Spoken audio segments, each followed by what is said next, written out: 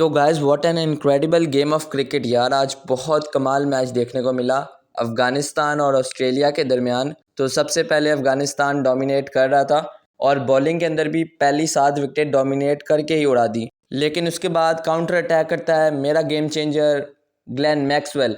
तो Glenn Maxwell की जितनी तारीफ़ की जाए उतनी ही कम है। आज बहुत अच्छी परफॉर्मेंस दी।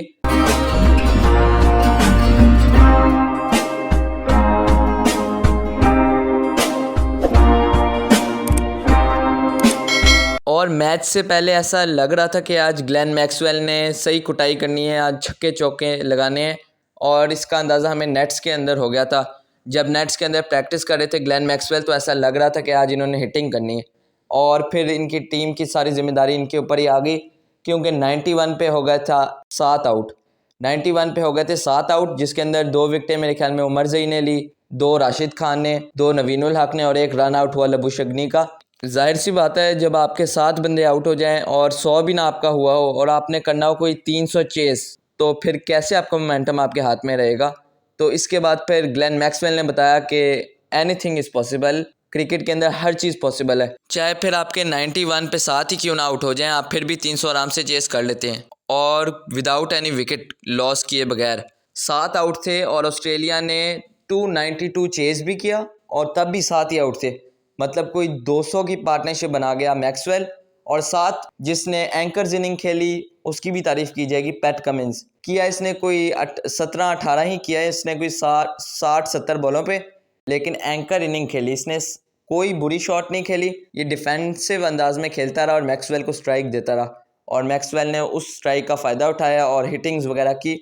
और मैक्सवेल ने क्या ही लंबे छक्के मारे हैं। ये वो मैच मुझे याद आ गया, पाकिस्तान और न्यूजीलैंड का जो मैच हुआ था, जिसके अंदर फ़खर ज़मान ने 11 छक्के मारे थे। तो ये वो वाला मैच मुझे याद आ गया जिसके अंदर फ़खर हिटिंग कर रहा था अगेंस्ट स्पिनर्स, और पेसर्स के अगेंस्ट भी बहुत खूब अच्छी बैटिंग कर रहा था। और इसके साथ ग्लेन मैक्सवेल ने भी आज वही इनिंग्स खेली और राशिद खान हो या नूर हो या मुजीबुर रहमान, सबको छक्के मारे और नबी को पहले ओवर में इनफैक्ट 2-3 चौके भी मारे। अगर किसी टीम के पास फ़खर ज़मान या फिर ग्लेन मैक्सवेल जैसा हिटर होगा तो फिर वो टीम सेमीफाइनल में जाना का हक तो रखेगी। और इसी के साथ ऑस्ट्रेलिया ने क्वालिफाई कर लिया सेमीज़ के लिए और इनका टाकरा होगा साउथ अफ्रीका, जनूबी अफ्रीका के साथ। और ये मेरे ख्याल में कंफर्म हो गया। अब इंडिया के साथ देखते हैं किसने खेलना है, या वो अफ़गानिस्तान होगी या न्यूजीलैंड या फिर पाकिस्तान। तो ज़्यादा चांसेस अब पाकिस्तान के ही लग रहे हैं, क्योंकि अगर अफ़गानिस्तान जीत जाता तो फिर पाकिस्तान और न्यूजीलैंड दोनों की उम्मीदें थोड़ी कम हो जाती। लेकिन अब फिर अफ़गानिस्तान हार गया और अब ये इक्वली 8-8 पॉइंट्स के ऊपर लाए कर रही हैं ये तीनों टीमें। अब बात आ गई डिसाइडर मैचेस के ऊपर, जिसके अंदर श्रीलंका ने न्यूजीलैंड के साथ खेलना है। और ये मैच काफ़ी ज़्यादा इंपॉर्टेंट होगा अफ़गानिस्तान और पाकिस्तान के लिए, और न्यूजीलैंड के लिए तो होगा ही। और दूसरी तरफ अफ़गानिस्तान ने खेलना है साउथ अफ्रीका से, और ये पाकिस्तान और न्यूजीलैंड के लिए इंपॉर्टेंट भी होगा, और एज़ वेल एज़ अफ़गानिस्तान। और अफ़गानिस्तान और न्यूजीलैंड के मैचेस तो कंप्लीट हो ही जाएंगे। इसके बाद जो मैच रहेगा वो डिसाइडर होगा पाकिस्तान और इंग्लैंड। और इसके अंदर अफ़गानिस्तान और न्यूजीलैंड तो बहुत गौर से देखेंगे ये मैच, और पाकिस्तान के लिए भी उतना ही इंपॉर्टेंट होगा, क्योंकि पाकिस्तान और इंडिया का सेमीफाइनल पड़ सकता है। तो इस वक्त अफ़गानिस्तान, पाकिस्तान और न्यूजीलैंड तीनों के हैं 8-8 पॉइंट्स, और तीनों के एक एक मैच बाकी हैं। न्यूजीलैंड ने श्रीलंका के अगेंस्ट खेलना है, अफ़गानिस्तान ने जनूबी अफ्रीका, और पाकिस्तान ने इंग्लैंड। तो ये मैच काफ़ी इंपॉर्टेंट होंगे। इसके अलावा बाकी सारे मेरे ख्याल में डेड रबर्स होंगे, लेकिन ये जो 3 मैचेस हैं ये बहुत ज़्यादा अहमियत के हामिल हैं, और देखते हैं कि अब क्या होता है इन मैचेस के अंदर। ऊपर से एक वक्त विन प्रिडिक्टर कोई शो हो रही थी कि 6% ऑस्ट्रेलिया के पास चांस है जीतने के और 94% अफ़गानिस्तान के पास। जब 89 पे 6 आउट हो गए थे और उसके बाद 91 पे 7वीं विकेट गिरी थी, तो बिल्कुल ही उम्मीदें ख़त्म हो गई थी। फिर कोई 5% चांस थे ऑस्ट्रेलिया के जीतने के, और मैक्सवेल ने ये गलत साबित किया कि विन प्रिडिक्टर 100% श्योर कभी भी नहीं होती। और ग्लेन मैक्सवेल ने बता दिया कि यार मैं भी गेम चेंजर हूँ, जैसा कि विराट कोहली ने पाकिस्तान और इंडिया के मैच के अंदर बताया था 2022 T20 वर्ल्ड कप के अंदर, जिसके ऊपर पाकिस्तान के कोई 85% चांसेस थे जीतने के, जब पाकिस्तान ने 35 पे 4 आउट किए थे भारत के। तो फिर इंडिया के कोई 15% चांसेस उस वक़्त थे विन प्रिडिक्टर के मुताबिक, और तब विराट कोहली खड़ा हुआ था। 35 पे 4 थे और टारगेट मेरे ख्याल में कोई 160 था। और उस वक़्त फिर विराट कोहली ने गेम चेंजर का रोल प्ले किया और फिर भारत की नैया को पार करवाया। 15% चांसेस जहां थे, और वहां पे दूसरी तरफ 85% चांस थे पाकिस्तान के जीतने के।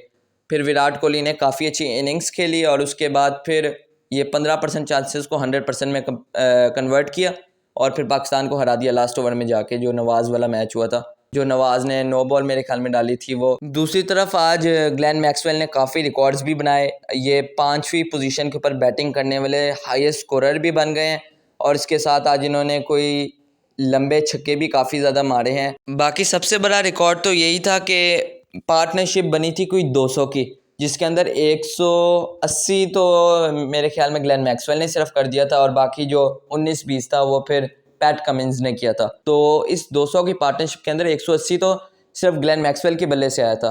तो आज काफ़ी ज़्यादा रिकॉर्ड ब्रेकिंग मैच था।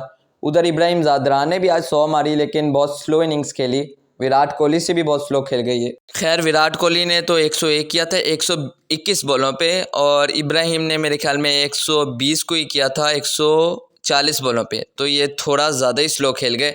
दूसरी तरफ राशिद खान ने आके थोड़ी हिटिंग वगैरह की और लास्ट ओवर में क्या ही अच्छी बैटिंग की इन्होंने, छक्के चौके लगाए इन्होंने, काफ़ी अच्छी बैटिंग की। 35 को 18 बॉलों पे कर गया था और 2 विकेटें भी ले गया था राशिद खान, लेकिन फिर बैड लक हुई।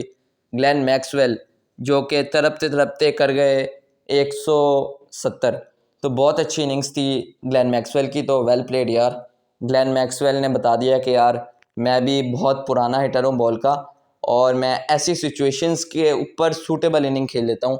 तो वेल प्लेड यार, ग्लेन मैक्सवेल ने आज बहुत अच्छी इनिंग खेली, हिटिंग की, और दूसरी तरफ एंकर्स इनिंग खेली पैट कमिंस ने। तो वेल प्लेड यार, ऑस्ट्रेलिया ने बता दिया कि हम भी शाइनिंग स्टार्स हैं और हम भी 5 बार वर्ल्ड कप लेके जा चुके हैं। तो बहुत अच्छा खेली है ऑस्ट्रेलिया। दूसरी तरफ खबरें ये आ रही हैं कि बांग्लादेश और श्रीलंका का जो मैच हुआ था उसके अंदर टाइम्ड आउट की वजह से पहली बार ये हिस्ट्री में हुआ कि कोई प्लेयर टाइम्ड आउट की वजह से आउट हुआ हो। क्रीज पे वो बैट्समैन आ गया था एंग्लो मैथ्यूज़, लेकिन मेरे ख्याल में बीच में थोड़ी ब्रेक आई थी, वो फील्डिंग सेटअप चल रही थी, तो उसके बाद फिर बैट्समैन को पता चला कि उसके हेलमेट का स्ट्रैप टूटा हुआ है, तो उसने फिर अंदर से प्लेयर से मंगवाया एंग्लो मैथ्यूज़ ने, मेरे ख्याल में करियूने रथ ने दूसरा हेलमेट लाया। तो तब तक फिर शाकिब ने कहा कि आईसीसी के रूल के मुताबिक अगर कोई प्लेयर 2 या 3 मिनट लगा दे पिच पे आने में तो वो आउट हो जाता है। तो ये पता नहीं कौन सा रूल, कौन सी किताब में लिखा होता है ये रूल जो शाकिब यहाँ पे अप्लाई कर रहा था, और ऊपर से एम्पायर भी रजामंद थे इस डिसीजन पे, और एम्पायर की रजामंदी के तहत एंग्लो मैथ्यूज़ आउट हो गया, टाइम्ड आउट। ये पहली बार रिकॉर्ड बना है, वर्ल्ड कप में भी पहली बार हुआ और ये क्रिकेट हिस्ट्री में भी पहली बार कोई बंदा टाइम्ड आउट के तहत आउट हुआ। तो ये तो बहुत अजीब सा ही डिसीजन था और इसने काफ़ी ज़्यादा इफेक्ट किया श्रीलंका को। श्रीलंका का अगर एंग्लो मैथ्यूज़ उस वक्त बैटिंग करने आता और साथ फिर खेल रहा होता असलंका, और जबकि वो खेल भी रहा था कोई 90s में था, तो मैथ्यूज़ भी थोड़ी बहुत हिटिंग करता और असलंका करता, तो फिर ये 300 से ऊपर चले जाते। तो ये टाइम्ड आउट ने श्रीलंका की बैटिंग का थोड़ा मसला डाल दिया और ये अभी काफ़ी ज़्यादा सोशल मीडिया पे वायरल जा रहा है, ये ट्रेंडिंग जा रहा है कि एंग्लो मैथ्यूज़ के साथ ज़्यादती हुई और शाकिब को लोग हेट वगैरह कर रहे हैं। तो मेरे ख्याल में अब ऐसी कंडीशन के ऊपर शाकिब को कहाँ से ये याद आ गया कि आईसीसी का ये रूल था, फ़लाँ रूल था, ये रूल था। तो आप ऑल रूल्स भी फॉलो किया करें स्ट्रिक्टली जो छोटे छोटे हैं। उसके बाद सही रिवेंज तो तब आया कि जब शाकिब आउट हुआ और उसके बाद फिर एंग्लो मैथ्यूज़ ने उसको टॉन्ट वगैरह किया और उसको थोड़ा बहुत इशारे कर रहे थे कि टाइम्ड आउट की वजह से। और जब बांग्लादेश का थोड़ी ब्रेक चल रही थी, स्ट्रेटेजिक टाइम आउट था, तो उस वक्त भी एंग्लो मैथ्यूज़ खुश नहीं नज़र आ रहे थे। जाहिर सी बात है अगर कोई प्लेयर टाइम्ड आउट की वजह से आउट हो गया हो तो फिर सामने वाली टीम को भी इस तरह आउट करना चाहेगा, वो बदला लेना चाहेगा कि सामने वाला कोई प्लेयर लेट आए और फिर मैं उसको भी आउट करवाऊँ, अपना बदला लूँ। तो एंग्लो मैथ्यूज़ ने 2 विकटें भी लीं, मतलब फुल बदले की आग में 2 विकटें भी लीं और फिर बाद में शाकिब को इशारे वगैरह भी कर रहा था। तो मेरे ख्याल में क्रिकेट में इस तरह तो चलता ही है, लेकिन ये मुझे पहली बार अजीब सा लगा है कि शाकिब, मुझे बहुत अच्छा प्लेयर लगता है कि शाकिब ने ये हंसते हंसते एंग्लो मैथ्यूज़ को आउट करवा दिया टाइम्ड आउट के तहत। ऊपर से एम्पायर भी इतने भोले हैं कि शाकिब की बातों में आ रहे हैं, हाँ जी आउट है, एंग्लो मैथ्यूज़ को भेज दिया वापस। तो गलती अगर शाकिब की होगी तो गलती एम्पायर्स की भी बीच में होगी, शाकिब की भी होगी 50% और 50% एम्पायर की, दोनों की वजह से एंग्लो मैथ्यूज़ टाइम्ड आउट के तहत आउट हुआ था। जैसे आईसीसी के तहत मैनकेट का रूल भी इतना कोई क्लियर नहीं हुआ कि मैनकेट के तहत आप आउट कर सकते हो, उसके मतलब कोई स्पेसिफिक रूल नहीं बना हुआ। तो इस हरकत की बेस पे भी मेरे ख्याल में कोई इतना स्पेसिफिक रूल बना नहीं होगा।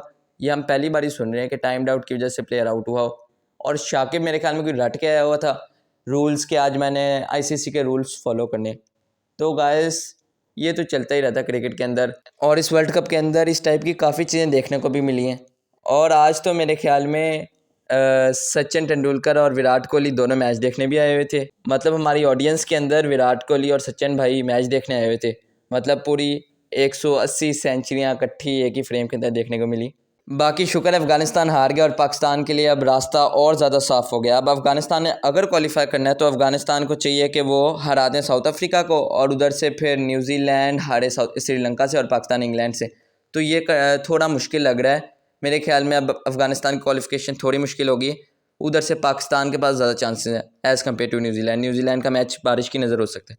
तो गाइस फिर इसी के साथ वीडियो को एंड करते हैं। मैं मिलूंगा नेक्स्ट वीडियो में। टिल देन गुड बाय, अल्लाह हाफिज़, take care, see you letter.